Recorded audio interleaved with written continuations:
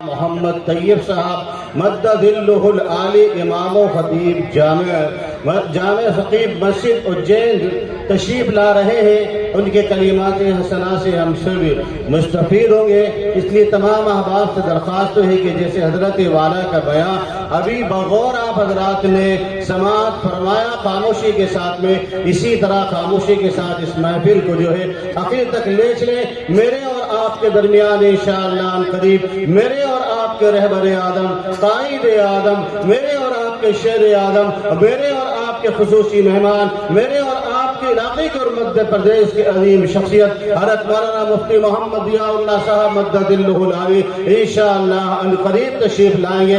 آپ تمام حضرات مجھے امید ہے ان کا جو ہے پرزور پرشوق اور پر محبت جو ہے انتظار کر رہے ہیں، کیونکہ وہ آپ کے اور ہمارے بڑے ہیں۔ اللہ رب العالمین ہم سب کو ان کے انتظار بنا کر جو ہے یہاں پر اس مجلس کا حق ادا کرنے کی توفیق عطا فرمائے۔ حضرت والا سے درخواست کروں گا کہ اپنے کلمات سے ہم سب کو مستفید ہوگی۔ صرف حضرت کا 10 سے 15 منٹ بیان ہوگا، اس کے بعد طلبہ کی دستار بندی ہوگی، اس کے بعد شیخ الحدیث مفتی ضیاء اللہ صاحب کا بیان ہوگا، اس کے بعد دعا ہوگی۔ سب سامعین سنیں۔ قاری محمد زبیر صاحب بھی انشاءاللہ ابھی جو ہے آپ حضرات کے سامنے حاضر ہوں گے۔ بسم اللہ الرحمن الرحیم، الحمد للہ رب العالمین، والصلاة والسلام علی سید المرسلین محمد وعلی آلہ واصحابہ اجمعین، اما بعد، اعوذ باللہ من الشیطان الرجیم، بسم اللہ الرحمن الرحیم، ووصى بها إبراهيم بنيه ويعقوب يا بني إن الله اصطفى لكم الدين فلا تموتن إلا وأنتم مسلمون أم كنتم شهداء إذ حضر يعقوب الموت إذ قال لبنيه ما تعبدون من بعدي قالوا نعبد إلهك وإله آبائك إبراهيم وإسماعيل وإسحاق إله واحدا ونحن له مسلمون، صدق اللہ العظیم۔ رب اشرح لي صدری ويسر لي امری واحلل عقدۃ من لسانی یفقهوا قولی، سبحانک لا علم لنا الا ما علمتنا انک انت العلیم الحکیم۔ اسٹیج پر جلوہ فروز علاقے کے اور اطراف کے علماء کرام، مہمانان گرامی اور باہر سے آئے ہوئے مہمان حضرات، عزیز طلباء، آپ کے اس ادارے میں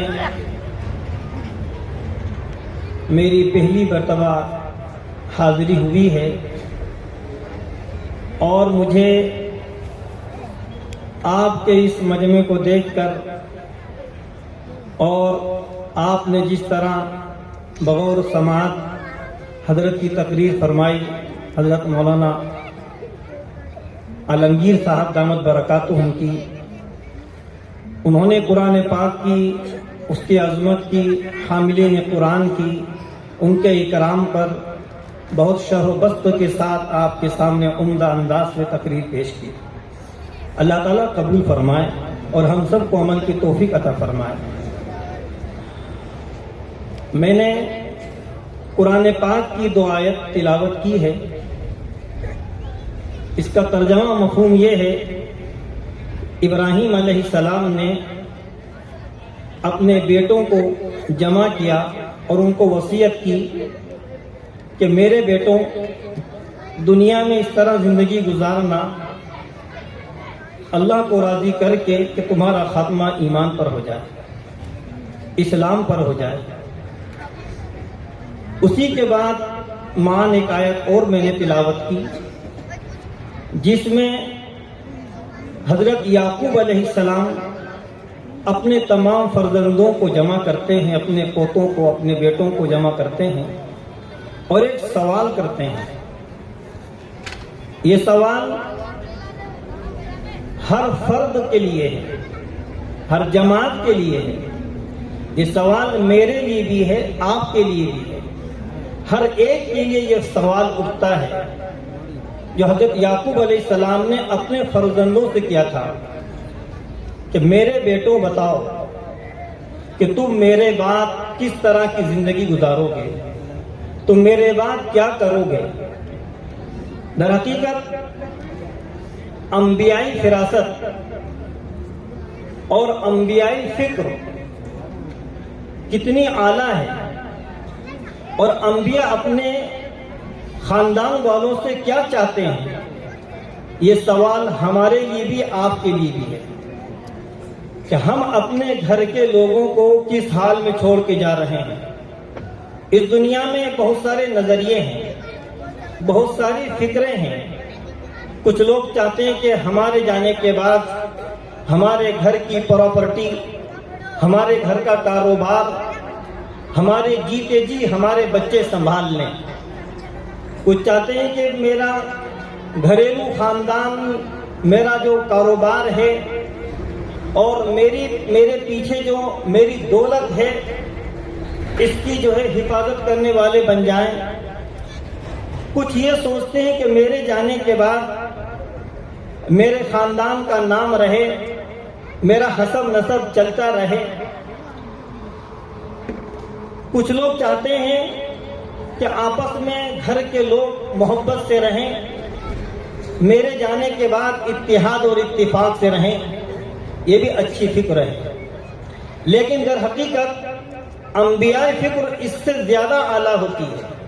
وہ اپنے ماں باپ کی چیز کو دیکھتے ہیں، وہ اس بات پر غور کرتے ہیں کہ جب ہم دنیا سے چلے جائیں گے تو ان کا ہوگا کیا، آیا یہ اس زندگی سے ہٹ جائیں گے جس پر ہم نے ان کو چھوڑا ہے، یا اس زندگی کو اپنائیں گے جو دنیاوی فکر کو لے کر ہے، اور کہنا چاہیے کہ خدائی فکر کو چھوڑ کے، ربانی فکر کو چھوڑ کے، اور وہ فکر ہے جو آدمی دنیا کے اندر لگ جاتا ہے۔ یہ سوال ہم سب کے لیے ہے، ہم سب کو اس کی فکر ہونا چاہیے، اور یہ انبیاء فکر ہے۔ آپ غور کیجئے، حضرت یوسف علیہ السلام بادشاہ ہیں، حضرت یوسف علیہ السلام نبی ہیں، لیکن اپنے خاتمے کی جو دعا کر رہے ہیں اس سے ایسا لگتا ہے کہ نبی بھی اپنے خاتمے کی فکر کے اندر ہے، نبی بھی اپنے خاتمے کی فکر کے اندر ہے، اور دعا کسی کی ہے؟ بادشاہ ہیں، بادشاہانہ موت چاہتے اور چاہتے کہ میرا اعزاز ہو بادشاہوں کی طرح، لیکن کہہ رہے ہیں فاطر السماوات والارض، آسمان زمین کے پیدا کرنے والے، انت ولی فی الدنیا والآخرہ، تو میرا کارساز ہے دنیا کے اندر بھی آخرت کے اندر ہی، توفنی مسلما والحقنی بالصالحین، میرا خاتمہ ایمان پر ہو، میرا خاتمہ اسلام پر ہو، اور مرنے کے بعد میرا حشر بادشاہوں میں نہ ہو، میرا حشر دنیا دار لوگوں کے ساتھ نہ ہو، میرا حشر مالداروں کے ساتھ نہ ہو، والحقنی بالصالحین، میرا حشر نیک لوگوں کے ساتھ، میرا حشر نیک لوگوں کے ساتھ ہو۔ یہ انبیاء فکر ہے، یہ انبیاء فکر ہے کہ اپنے نسلوں کی حفاظت، اپنے نسلوں کی کس طور پر تربیت کرنا چاہتے تھے۔ آج ہم دیکھ رہے ہیں ہم بڑے نمازی، ہمارے گھر کے لوگ نمازی، تہجد گزار، لیکن آنے والی نسلوں کا، ہمارے اپنے اولاد کا کس حال میں زندگی وہ گزار رہے ہیں، وہ کدھر جا رہے ہیں، ان کی طرز زندگی کس طرف گزر رہی ہے، اس کی آج ہمیں فکر نہیں ہے۔ یعقوب علیہ السلام کون ہیں؟ آپ جانتے ہوں گے، جن کا تذکرہ قرآن میں کئی مرتبہ آیا۔ یہ وہ خاندان ہے جو سلسلے نبوت والا خاندان ہے۔ ابھی آپ نے تقریر سماعت فرمائی کہ اعزاز اور اکرام کیا جائے گا اس شخص کا جو حافظ قرآن ہے، اس کے گھر کا اعزاز اکرام ہوگا۔ تو جس گھر کے اندر ایک نبی نہیں، دو نبی نہیں، بلکہ چار نبی اور ان کے اولاد ہیں، ابراہیم علیہ السلام نبی، ان کے بیٹے حضرت اسحاق علیہ السلام نبی، ان کے بیٹے یعقوب علیہ السلام نبی، اور ان کے بیٹے یوسف علیہ السلام نبی۔ یہ نبیوں کا خاندان ہے، تو حضرت یعقوب علیہ السلام جو ابراہیم علیہ السلام کے پوتے، حضرت اسحاق علیہ السلام کے بیٹے اور حضرت یوسف علیہ السلام کے والد وہ جمع کر رہے ہیں. ان کو فکر ہو رہی کہ میرے مرنے کے بعد ان کا کیا ہوگا، آیا یہ خدائی نظام پہ چلیں گے یا دنیاوی نظام پہ چلیں گے، یا شیطانی فکر پہ حامل ہوں گے، یہ ربانی اور نورانی اور خدائی اور انبیاء فکر کے حامل ہوں گے. یہ ہر ماں باپ کو فکر ہونا چاہیے، مجھے بھی ہونا چاہیے، آپ کو بھی ہونا چاہیے، میری نسل کا ہوگا کیا. ایسا نہیں کہ میرے مرنے کے بعد یہ خدا کے راستے کو چھوڑ دیں، یہ جو ہے شیطانی راستے پہ چلے جائیں اور طاغوتی فکروں کے حامل ہو جائیں اور جو ہے خدائی نظام کو چھوڑ کے شیطانی نظام پہ چلنے والے بن جائیں. اس لیے ہمیں فکر ہونا چاہیے کہ ہمارے دنیا سے جانے کے بعد ہماری نسل کا کیا ہوگا. آج ہم دیکھ رہے ہیں نئی نسل کو الحاد، بے دینی اور کہنا چاہیے کہ اس طرح خدا بیزاری ہمارے گھروں کے اندر آ رہی ہے. ہمارے نئی نسل چاہے وہ نام کے مسلمان ہوں مگر عقیدتاً وہ دین اسلام سے نکلتے جا رہے ہیں. نئی نسل کی فکر نہیں کریں گے. ایک نوجوان کی شادی ہو رہی ہے، رشتوں میں آج حسن و جمال کو دیکھا جاتا ہے، مال و دولت کو دیکھا جاتا ہے، لیکن عقیدے کی فکر نہیں ہوتی ہے. بہت اچھا خاندان ہے، شادی ہو جائے. جب رشتہ طے ہونے لگا تو اس سے کہا گیا بھائی ذرا عقیدہ بھی تو معلوم کر لیجئے. تو وہ صاحب جنہوں نے نسبت طے کی تھی ان کے پاس گئے، کہنے لگا بھائی نماز پڑھتے ہو؟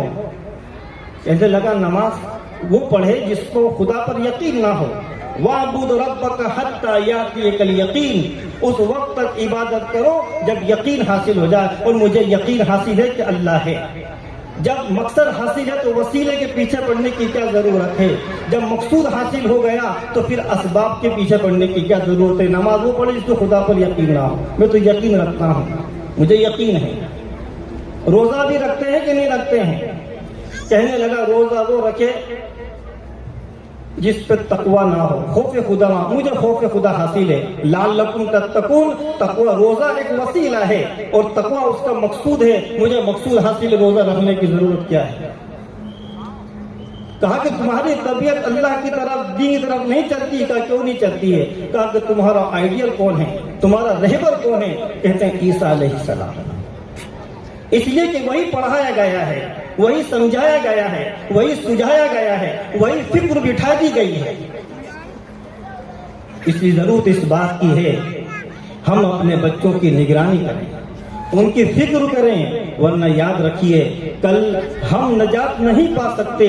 ہم چاہے تہجد گزار ہوں، ہم چاہے زکوٰۃ اور جو ہے روزے کے پابند ہوں، مگر ہم نے اپنی نئی نسل کی فکر نہیں کی. آج بے دینی اس تیزی سے آ رہی ہے جس کا ہم تصور نہیں کر سکتے تھے. آج پڑھا لکھا طبقہ وہ ساری چیزیں کر رہا ہے جس کی قرآن نے حرمت قرار دی ہے. ایک بنگلور کی وکیل صاحب 2 بہنوں کو نکاح میں جمع کر رہے ہیں اور کہتے اس میں حرج کیا ہے، جبکہ قرآن کی صاف آیت وَأَن لَا تَجْمَعُوا بَيْنَ الْأُخْتَيْنِ إِلَّا مَا قَدْ سَلَفَ. تو یہ بے دینی کی طرف جو ہے بڑھتے ہوئے اقدام ہیں جس کی ہمیں فکر ہونا چاہیے. یہ دینی مدارس قلعے ہیں اس جو ہے الحاد کو روکنے کے لیے. یہ پاور ہاؤس ہیں آپ کے علاقے کے. جس طرح پاور ہاؤس سے پورے علاقے میں بجلی جاتی ہے، روشنی ہوتی ہے، یہ دینی مدارس جہالت کو دور کر کے علم کی روشنی کو پھیلا رہے ہیں. یہ آپ کے بچوں کی فکر کر رہے ہیں اور ہمیں یہ بے چینی ہونا چاہیے کہ ہمارے کے بعد بچوں کو کیا ہوگا. انہوں نے کیا جواب دیا؟ قالوا نعبد الہک و الہ آبائک، ہم آپ کے رب کی اور آپ کے دادا حضرت ابراہیم علیہ السلام کے رب کی عبادت کریں گے. ہم دنیا میں اس طرح رہیں گے کہ ہمارا خاتمہ ایمان پر ہوگا. حدیث شریف میں اس کا مفہوم ہے جس طرح زندگی گزارو گے دنیا سے اسی طرح سے جاؤ گے، اور جس طرح دنیا سے تم جاؤ گے تمہارا حشر اسی طرح کا ہوگا. تموتون کما تحیون وتحشرون کما تموتون. اس لیے ہمیں اپنی نئی نسل کی فکر کی زیادہ ضرورت ہے اور یہ دینی مدارس ہمارے لیے اتنے ضروری ہیں جس طرح ہمارے لیے ہوا پانی کی ضرورت ہے. الحمدللہ ان دینی مدارس کو باقی رکھنا، ان کی حفاظت کرنا، کیونکہ یہ ہمارے دینی قلعے ہیں. اور یہاں جو بچے پڑھتے ہیں یہ دینی سپاہی تیار ہو رہے ہیں. آج کے الحاد کے، آج کے اس بے دینی کے دور کے اندر جہاں مدارس کے اوپر قدغن لگائی جا رہی ہے، ان کو بے سود بتایا جا رہا ہے، ان کے اوپر جان بٹھائی جا رہی ہے، یقین مانے کہ یہ ہمارے حوصلے کو پست کرنے والی چیزیں ہیں. لیکن یاد رکھیے یہی دینی مدارس ہیں جنہوں نے ماضی کے اندر بھی اس ملک کے اندر اس دین کی بقا کے اہم کردار ادا کیے ہیں، اور آئندہ بھی ہماری نئی نسلوں کی حفاظت کے لیے یہی مدارس کام آئیں گے. آج آپ کو یاد ہوگا کہ ترکستان اور وہ علاقے جو کبھی روس کے جو ہے زیر نگرانی تھے، جب وہ آزاد ہوئے ہیں تو وہاں کے لوگ آئے اور ان سے معلوم ہوا کہ انہوں نے کس طرح اپنے دین کی حفاظت کی ہے، اور وہاں وہ کتابیں جن کو پڑھ کے آج ہمارے علماء مدارس میں عالم بنتے ہیں، جو ہے بخارا و سمرقند ان کے نام تھے. لیکن ظاہر بات ہے حالات ایسے آ گئے، دین کا جو ہے اس کو مٹا دیا گیا. چھپ چھپ کے لوگ علم حاصل کرتے تھے، قرآن سیکھتے تھے، 70 سال کے بعد قرآن کی زیارت کر کے روتے تھے وہ. تو بہرحال ہمارے یہ دینی مدارس بڑے جو ہے لائق قدر ہیں، ان کی قدر کی جائے، ان کی حفاظت کی جائے، ہر طرح کا تعاون کیا جائے، تو انشاءاللہ یہ دینی مدارس ہماری نئی نسل کی حفاظت کا اہم ذریعہ قرار دیے جائیں گے. اللہ تعالیٰ مجھے آپ کو عمل کی توفیق عطا فرمائے. وما علینا الا البلاغ.